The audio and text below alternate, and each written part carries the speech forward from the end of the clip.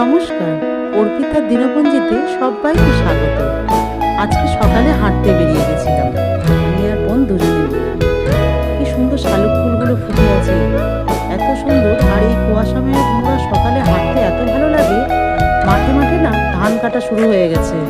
প্রত্যেকটি মাঠেই এখন দেখি সোনার ফসল, প্রত্যেকের ঘরে এখন উঠবে। আর আমরা হাঁটতে যেয়ে একটু চা খেয়েছিলাম। আর কম দেখি যে ছোট ছোট যে দোকানগুলো থাকে তাতে কমলা লেবু প্রচুর পরিমাণে এসেছে। আমরাও নিয়ে এসেছিলাম এক ঝুড়ি। এই যে কমলা লেবু নিয়ে এসেছিলাম, এসে ছোটাছট রান্না করেছিলাম। আজকে রান্না করেছিলাম যে নতুন আলু, ফুলকপি ও টমেটো ও পনির দিয়ে একটা খুব ছোটাফট রান্না।